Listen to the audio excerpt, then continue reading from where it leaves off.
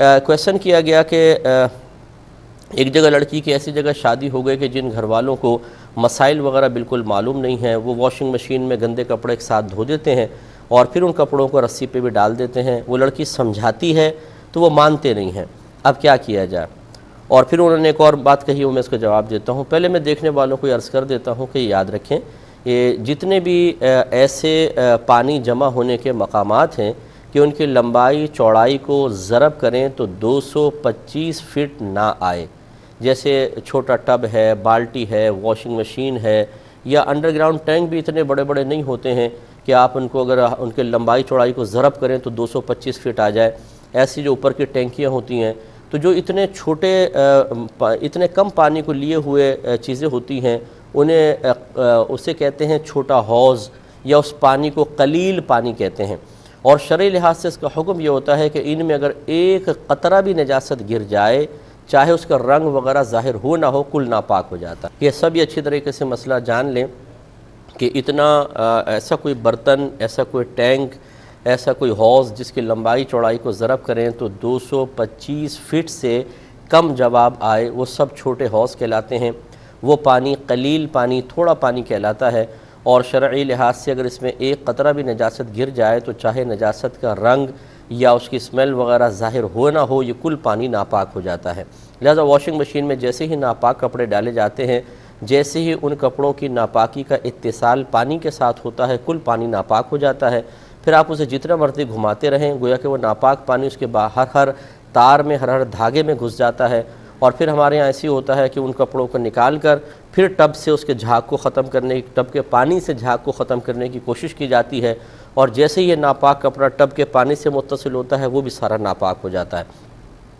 اس کے لیے بہتر طریقہ یہی ہوتا ہے کہ پہلے سے ہی سب اپنے اپنے کپڑے پاک کر کے پھر واشنگ مشین میں ڈالیں، یعنی جتنا حصہ ناپاک ہے، میں نے بارہا بتایا کہ جیسے تھوڑا سا حصہ کوئی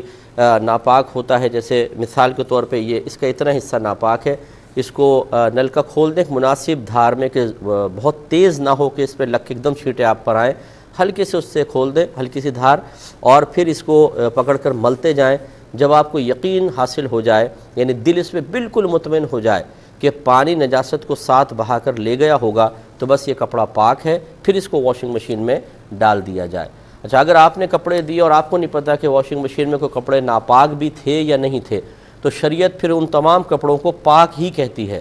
جب تک کہ آپ اپنی آنکھوں سے کچھ ناپاکی کو نہ دیکھ لیں۔ آپ صرف گمان پر یہ نہیں کہہ سکتے کہ یہ ہو سکتا ہے گھر والوں نے کوئی کپڑے ایسے دھو دیے ہوں جو ناپاک ہوں، تو وہ پاک ہی ہیں، اور جو ناپاک اگر آپ نے دی ہیں تو پھر ضرور سب کے سب ناپاک ہیں۔ اب یہ گمان نہیں آپ کر سکتے کہ شاید اتنا پانی بہہ گیا ہو کہ وہ نجاست بہہ گئی، کیونکہ واشنگ مشین سے دھوتے ہوئے اتنا پانی عموماً بہتا نہیں ہے۔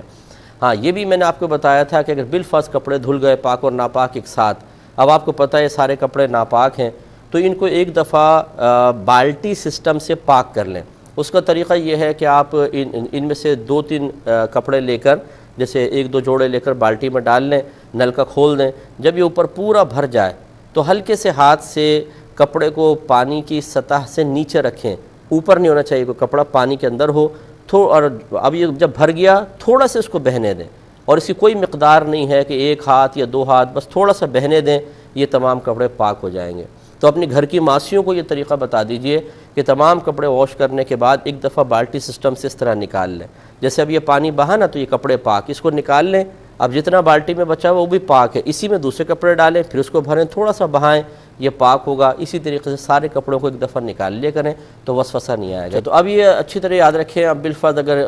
ناپاک کپڑے تھے اور ان کو پاک نہیں کیا گیا، اسی طریقے سے مطلب ہٹ دھرمی کا مظاہرہ کر کے ان کو بس نچوڑ نچاڑ کے وہ رسی کے اوپر ڈال دیے، تو یقینی سی بات ہے وہ جب کپڑے ناپاک ہیں تو رسی بھی ناپاک ہوگی۔ اور پھر اگر اب اس میں بالفرض ایک تو یہ ہوتا ہے کہ دھوپ پڑی بہت زیادہ، وہ اڑ گیا سارا پانی، ختم ہو گیا، یعنی اس میں نجاست کا بالکل اثر نہ رہا، اگرچہ شرعی لحاظ سے اس کو رسی کو ناپاک ہی کہیں گے، لیکن اگر آپ دوسرے کپڑے اس کے اوپر پاک کپڑے ڈالتے ہیں، گیلے کپڑے، اور اس میں بالفرض رسی میں کوئی نجاست کا اثر موجود نہ ہو، تو یقینی سی بات ہے اگر وہ بھاپ بن کر بالکل تمام کا تمام اڑ گیا ہے تو پھر یہ کپڑے آپ کے پاک رہیں گے۔ لیکن احتیاط اسی میں ہے کہ اب یہ کوئی پتہ نہیں ہے کہ ہو سکتا ہے کیونکہ کوئی چیز وہ فقہ نے بالکل لکھا ہے کہ خشک ہو کے کوئی کپڑا پاک نہیں ہوتا، اسے آپ کو شرعی طریقے سے پاک کرنا پڑے گا۔ لہٰذا اس کا پھر یہ طریقہ جو بہن نے فرمائے سب سے بیسٹ ہے کہ یا تو آپ جو نائلون کی رسی ہوتی ہے وہ لگائیں، یا جیسے یہ الیکٹرک کا تار ہوتا ہے ٹیلی فون وغیرہ کا جس پہ کوٹنگ ہوتی ہے، اور اگر آپ اس پہ مطلب گیلا کپڑا ایک سرے سے دوسرے سرے تک لے جائیں، ایک دفعہ، پھر 2 دفعہ، پھر 3 دفعہ، تو اگر بالفرض اس پہ کچھ ناپاکی بھی ہو تو شرعی لحاظ سے وہ بالکل پاک ہوگا، اس کو باندھ لیجئے۔